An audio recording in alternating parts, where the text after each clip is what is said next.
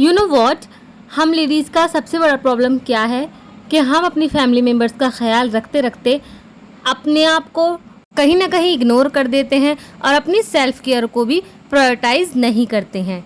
जबकि self care का सबसे पहला अपना रूटीन हमारी ज़िंदगी में होना चाहिए, जिससे हम खुद में फैसिनेट, अट्रैक्टिव और एनर्जेटिक फील कर पाएंगी। तभी हम दूसरों का भी ख्याल और अच्छे से रख पाएंगी। तो अस्सलाम वालेकुम viewers, welcome and welcome back to my channel. तो आज मैं करने वाली हूँ बात आपसे सेल्फ़ केयर के बारे में, जो मेरी पर्सनली सेल्फ़ केयर चलती रहती है समर रूटीन में। हालांकि अभी हाल फिलहाल में ही, या कहें 2-4 महीनों से ही मैंने ये रूटीन को फॉलो करना शुरू किया है। इससे पहले मैं नहीं करती थी, तो मेरी बॉडी जो है बहुत ज़्यादा लो फील करती थी, बहुत ज़्यादा मेरा जो कॉन्फिडेंस था वो लो होता जा रहा था धीरे धीरे। तो मैं अब धीरे धीरे बैक ऑन ट्रैक आ रही हूँ, तो मैंने सोचा इस पर थोड़ी सी वीडियो बनाऊँ और आपको शेयर करूँ, जिससे आप लोग को भी मोटिवेशन मिल सके। तो अगर आप पहली बार मेरी वीडियो को आज देख रहे हैं तो प्लीज़ चैनल को सब्सक्राइब कर दीजिएगा और लास्ट में वीडियो पसंद आए तो लाइक कर दीजिएगा। चलिए let's watch in this video कि मैं अपने पूरे दिन अपना सेल्फ केयर रूटीन कैसे फॉलो करती हूँ। If it's helpful so please watch till and. तो दिन की शुरुआत जैसे ही होती है तो हमारे दिमाग में ये आ जाता है कि इस दिन को सबसे पहले हम एनर्जेटिक और प्रोडक्टिव कैसे बना पाएँ, जिससे हम सारा जो अपना काम है वो भी कंप्लीट कर पाएँ, खुद को भी खुश रखें और ख़ुद को भी एनर्जेटिक रखें।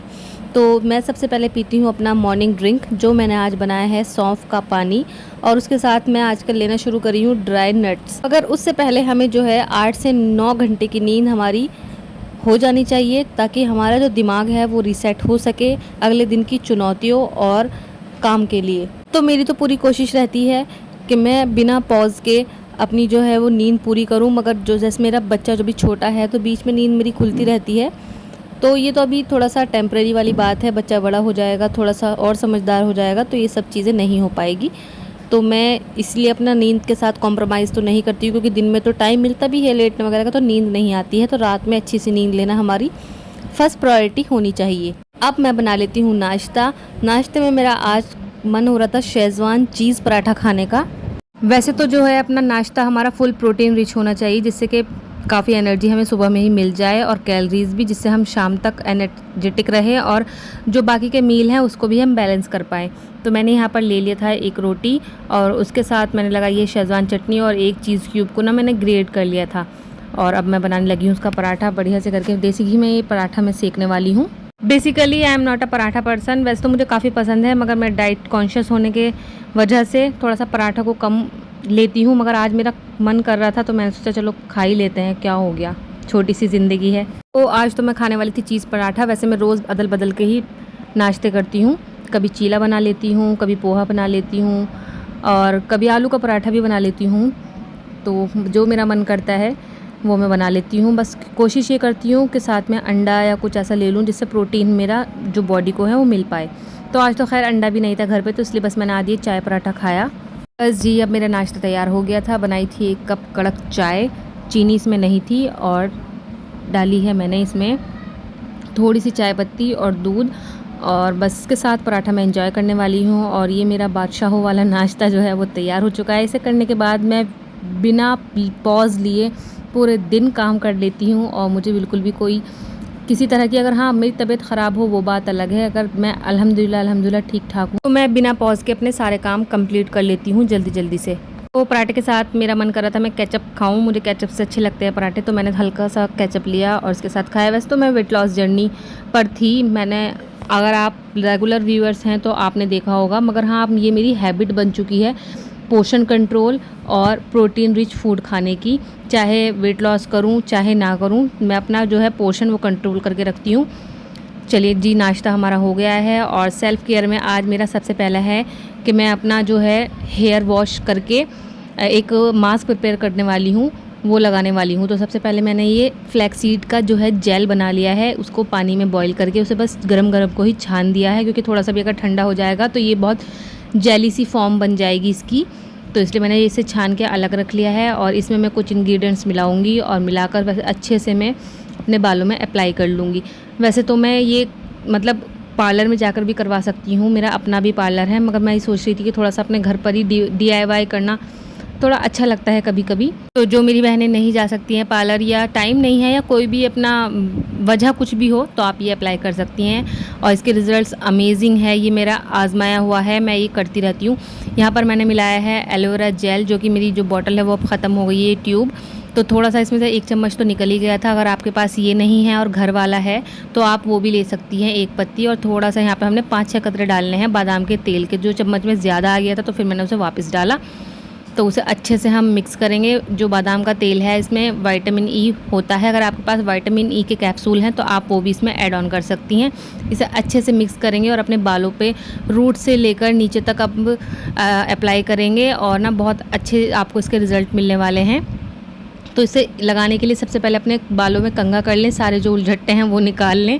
एक भी मतलब कुछ भी अड़चन नहीं होनी चाहिए बालों में, सारी अच्छे से खुले होने चाहिए, और जल्दी जल्दी से अप्लाई कर लें अपने बालों में।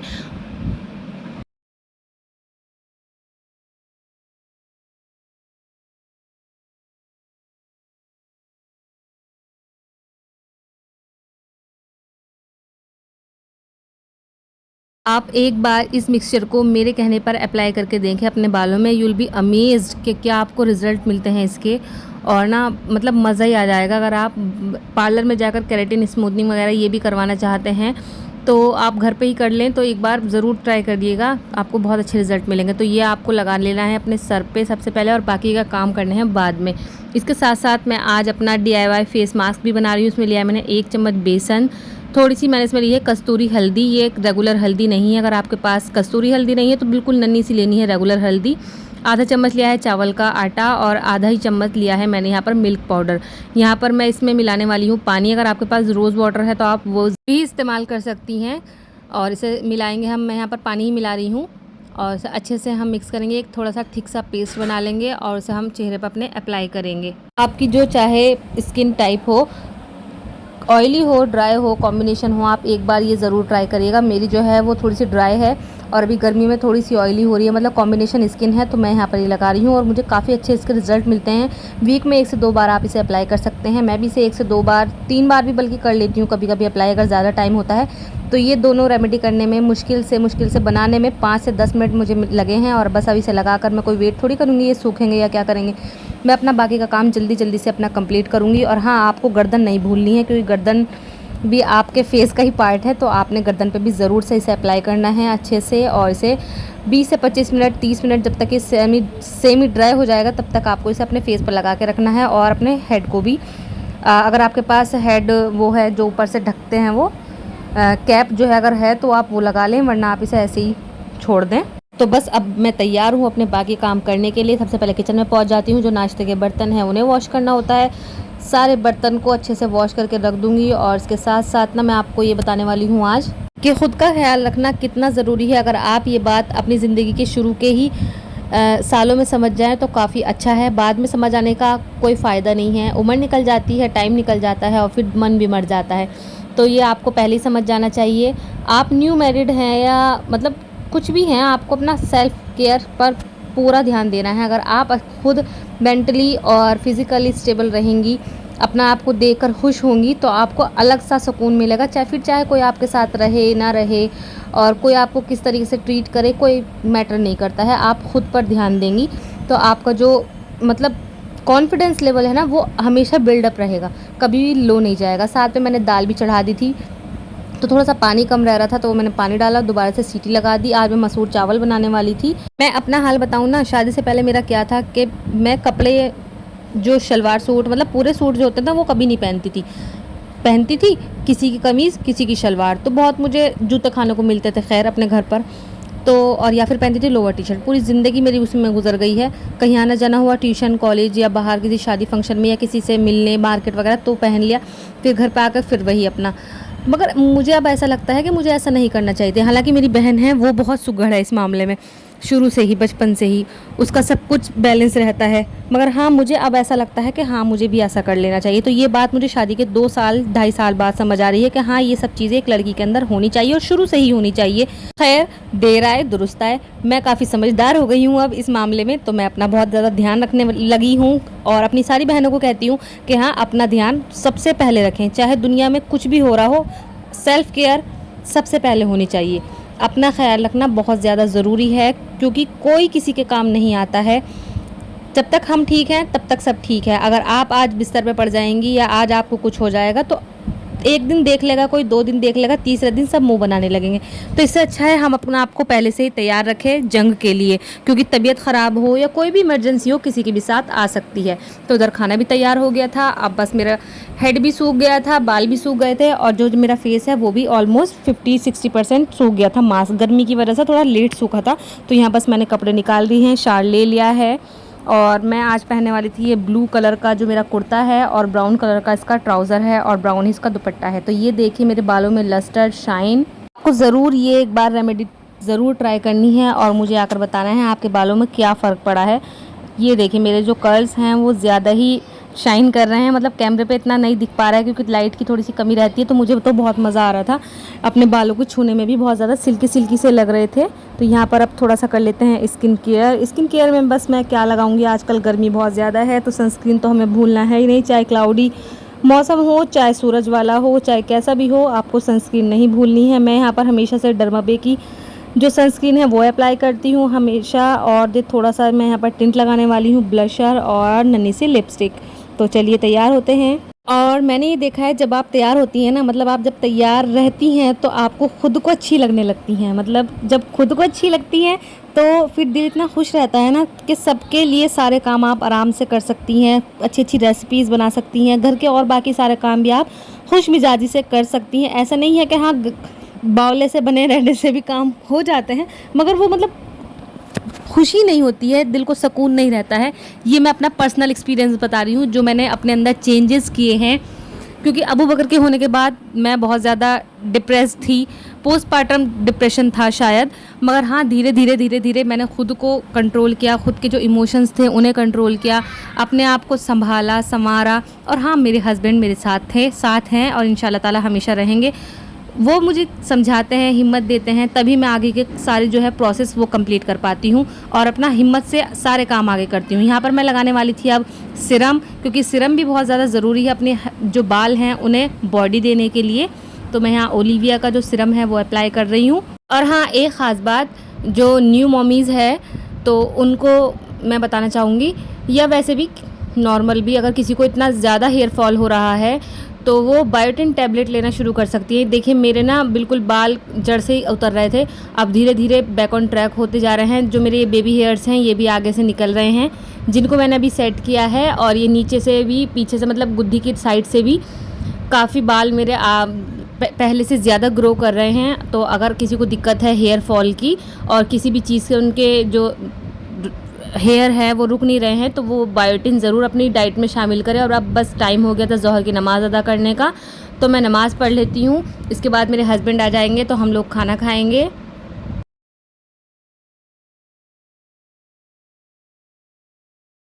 खाने में आज है मसूर चावल सैलेड। मुझे गर्मी में बहुत ज़्यादा पसंद है मसूर चावल, हमारे यहाँ इनफैक्ट सभी को ज़्यादा पसंद है।